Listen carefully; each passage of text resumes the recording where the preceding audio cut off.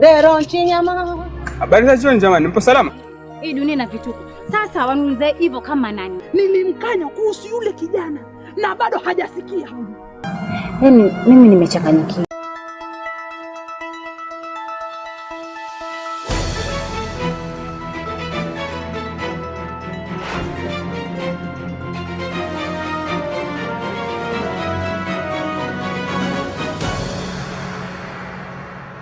Marhaba ndugu mpenzi mtazamaji, ikiwa ni matumaini yangu kwamba siku yako imekwendea vyema. Hujambo na karibu kwa taarifa tulizokuandalia siku ya leo, ikiwa imesalia tu siku moja kabla ya kuadhimisha siku ya wanawake duniani. Jina langu ni Mohammed Mwandau na nasaidia upande wa pili si mwingine bali ni Felix Otieno.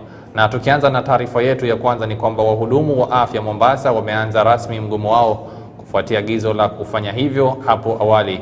Wauguzi na matabibu hao wamesema mwajiri wao wangali kuwapa mshahara wao wa miezi miwili pamoja na marupurupu ya miezi mitano.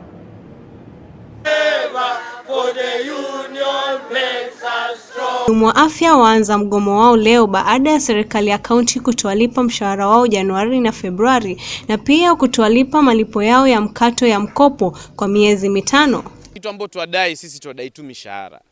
Kuna mishahara yale ya remittances, salary deductions, ya maloni na insurance ambao haijalipwa kwa miezi mitano, na kuna mshahara complete ya January na ya February. Mwezi wa January na February pia haujalipwa.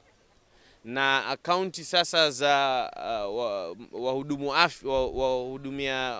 afya zimekuwa frozen. Hakuna, yani huwezi kupata pesa na kila mtu yuko CRB kwa sasa. Kwa hivyo, kwa sababu ya hivyo hatuwezi kuafford hata fare. Aidha, wahudumu wao wametaka wagonjwa wote walioko hospitalini kutafuta matibabu katika kaunti zilizoko karibu kama Kilifi na Kwale, na wale walioko katika wadi za hospitalini watatolewa hospitalini. Wagonjwa wote sasa hii imefungwa hospitali. Tuwaomba udhuru, tunataka advise muende Kilifi, hizi county zilizokaribia Kilifi ama Kwale county kupata huduma za afya, lakini Mombasa county hospitali zote zimefungwa. Yes, wale wa wards tutawa discharge, watabakia labda wagonjwa labda 10 kwenda 20 wale mahututi ndio wataangaliwa na wafanyakazi waliohapo waliobakia pale ndani mpaka wapoe ama wapate hospitali zingine. Lakini vile wahudumu hao wameghadhabishwa sana na wanaitaka serikali kuwalipa na wameapa kutorudi kazini kamwe hadi mshahara wao ulipwe. Kwa huu mgomo mpaka ile time County Government of Mombasa italipa mishahara yetu yote complete. Manake pesa tunajua washazipata kutoka serikali kuu. Kwa hivyo sisi hatutakubali wachukue mishahara yetu. Is full payment of salaries and remittance. That is the only solution to this strike. All the other issues that were there on promotion, we have actually set them aside. We just want what belongs to us. Mombasa County ni masikitiko makubwa sana. Tumeishi kama beggars. Tunaomba, imagine wewe you are a qualified health worker, lakini maisha ambayo tunaishi is better than a street children. Potia runinga ya Boss, jina langu ni Sharon Nyakundi.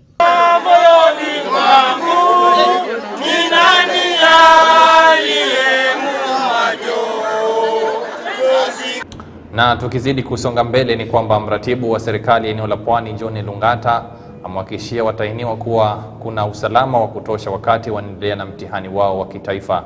Akizungumza wakati wa ufunguzi wa shehena ya mtihani wa KCPE, Lungata amesema maafisa wa usalama wameshika doria kuhakikisha mtihani huo unafanyika njia salama bila udanganyifu.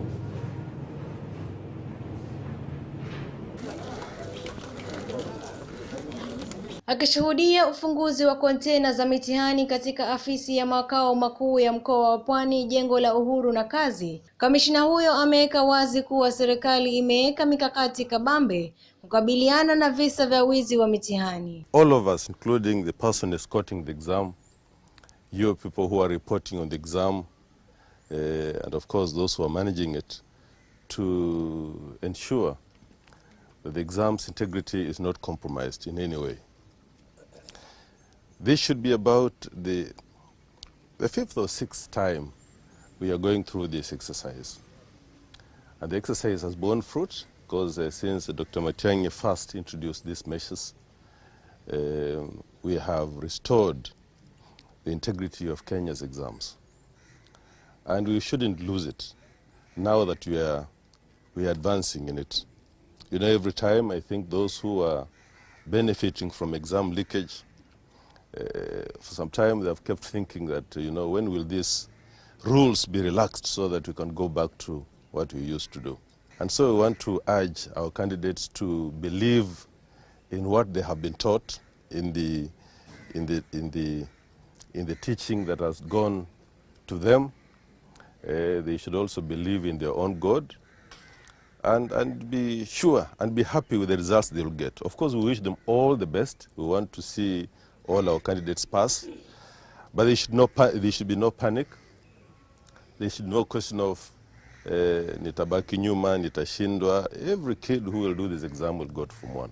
Pia kamishina huyo amesema serikali imetuma maafisa zaidi katika kaunti ya Lamu ili kuhakikishia watahiniwa usalama wanapofanya mitihani yao. Amesisitiza uangalifu uwepo kwa watahiniwa ili kuhakikisha kila mmoja anafanya mitihani bila kukosa. In Lamu, I think we have elaborate plans.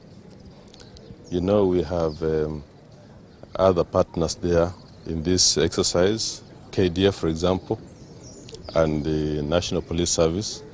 We have agreed that in places where vehicles cannot reach, KDF will be able to lift this exam. And I think it's doing that this morning. We will not miss one or two issues. That will come out at the end of the exam today. We will be able to know who missed, for what reasons. But like we said, even if a candidate is sick, the exam will be delivered to the place where the candidate is. Victoria Ndoro, Runinga ya Boss. Na tukizidi kusonga mbele ni kwamba wakazi wa eneo la Kisimani Bombolulu wadi ya Ziwa la Ng'ombe huko Mombasa wanawataka wanasiasa wanaozuru eneo hilo kuuza sera zao na kutowanunulia vijana wa mtaa dawa za kulevya, huku wakisema kuwa dawa hizo zinawafanya vijana kujihusisha na masuala ya uhalifu.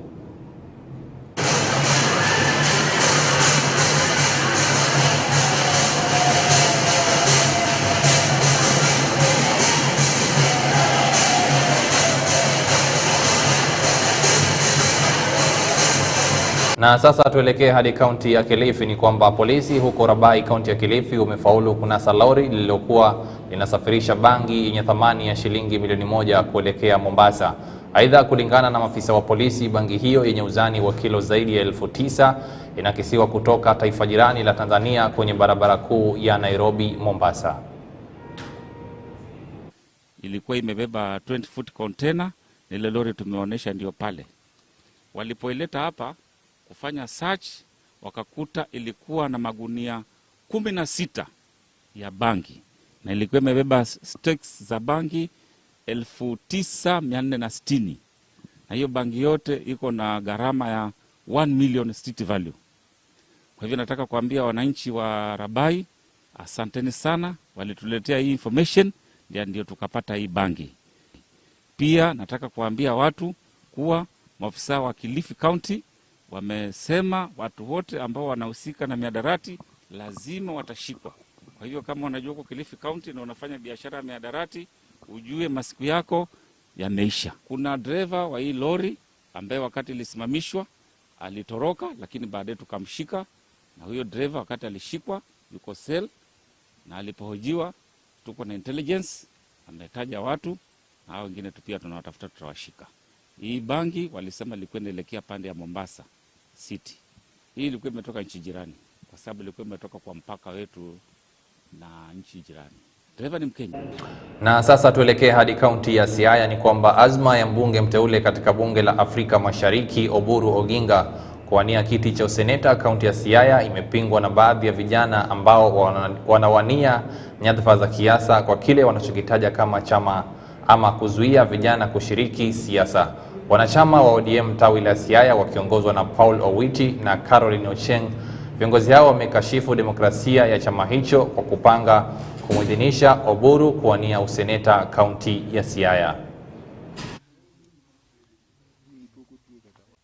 as leaders from different parts of the great Siaya County, we want to urge our party officials to exercise free and fair party primaries. Owiti amesema wakazi wa Siaya wanatambua mchango wa wanasiasa wakongwe kwa kaunti na nchi. Licha ya hayo, ni wakati mwafaka wa kuandaa njia kwa kizazi kipya. Another concern is about the senatorial aspirant, Honorable Oburu Oginga. We really acknowledge his past political contributions to the people of Siaya County. Nevertheless, we do urge him to pave way for young and energetic leaders, since this will also give the youth hope that they can also be tomorrow's leaders. Kwa majina naitwa Caroline Achie, naongea kwa niaba ya vijana katika kaunti ya Siaya. Sasa kwanza ningependa kuwashukuru sana viongozi wetu kwa kuupa demokrasia kipaumbele katika nchi hii. Na kwa hii demokrasia imefanya tunaweza wakilisha mawazo yetu bila matatizo. Sisi kama vijana kutoka kaunti ya Siaya tungependa tuhusishwe katika uchaguzi huru na wenye amani. Aidha, viongozi wa chama cha Democratic Action Party of Kenya kaunti ya Siaya wameutaka uongozi wa Azimio la Umoja kuhakikisha uchaguzi wa maeneo ya kisiasa hautawafungia nje wagombeaji maarufu kwa misingi ya vyama vyao. My name is Andrew Nyangaduda, chairman of DAP Kenya, Siaya County. If we have a candidate in an area like this one, a very strong candidate, I would like him to be allowed to participate in an election as a candidate. And I also ask the parties, chiefs, that this question of zoning will make our parties tribal. So for our parties to remain nationals, the zoning is not one of the best to be practiced. Hisia zao zinajiri wakati wanasiasa wakuu wa ODM walipokusanyika nyumbani kwa Daktari Oburu Oginga huko Bondo, ambapo walimuidhinisha kuwania kiti cha useneta wa Siaya wakati wa uchaguzi mkuu Agosti 9. Nikiripotia runinga ya Boss, jina langu ni Nyanduko Wini.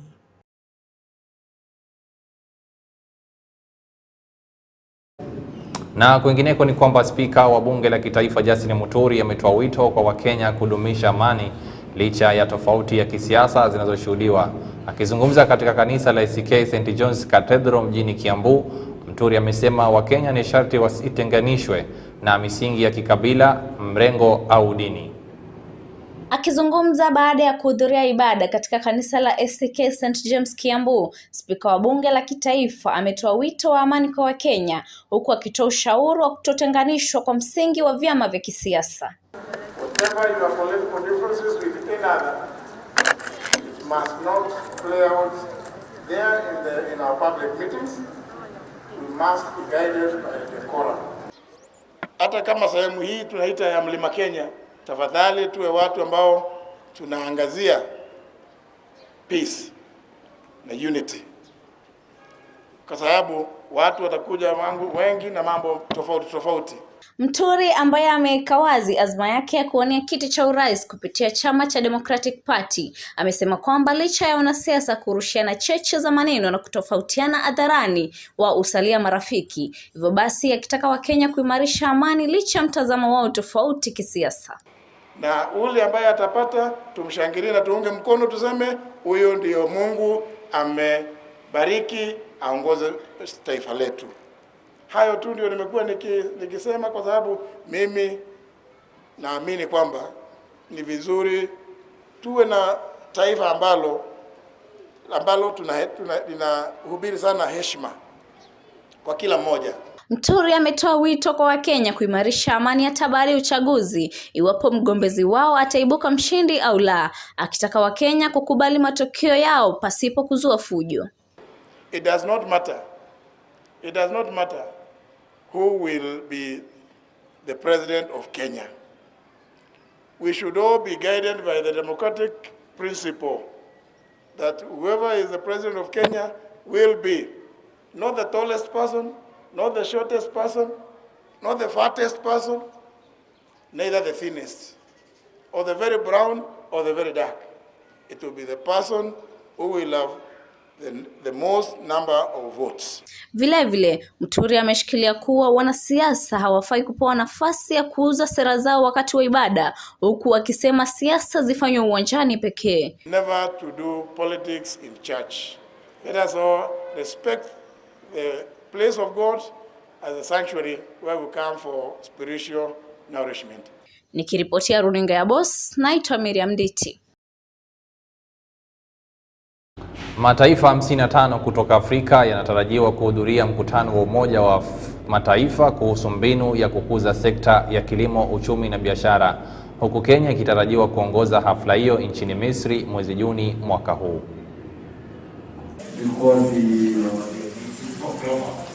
Kongamano la siku 3 la wataalam katika sekta ya kilimo barani Afrika limefika tamati leo katika kaunti ya Nakuru, ambapo wameunda ripoti ya kilimo itakayowasilishwa na Afrika katika kongamano la Umoja wa Mataifa kuhusu mabadiliko ya hali ya anga duniani.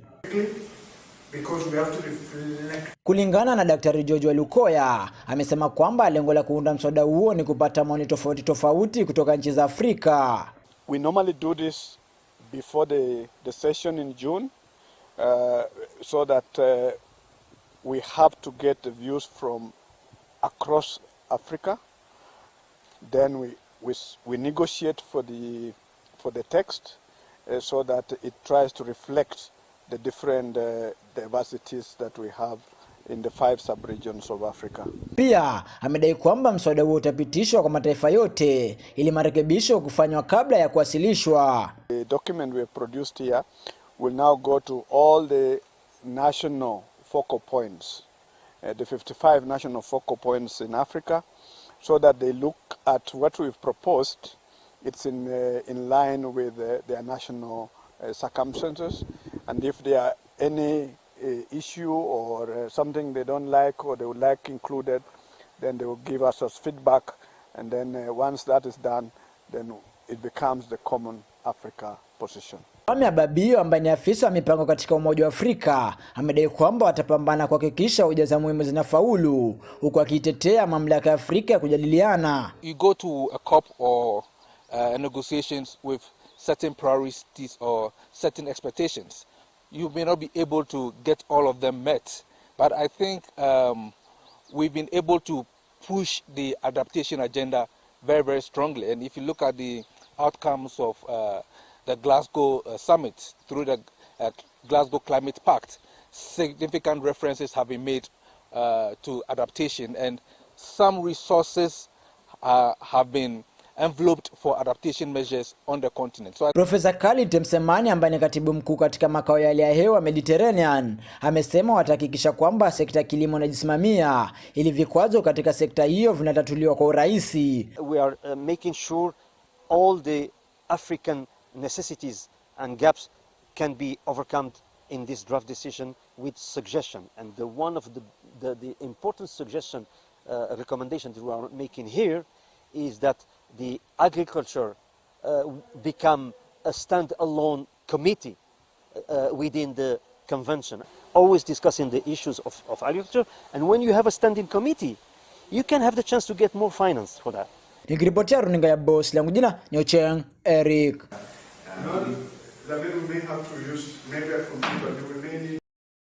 Naam, shukrani za dhati kwako ndugu mpenzi mtazamaji kusalia nasi hadi tamati. Kufikia hapo sina budi kutamatisha taarifa zetu za leo, ila usiende mbali, mwenzangu Zewedi Collins Mangeni anaingia kwa taarifa za spoti. Jina langu ni Mohammed Mwandau. Kwaheri.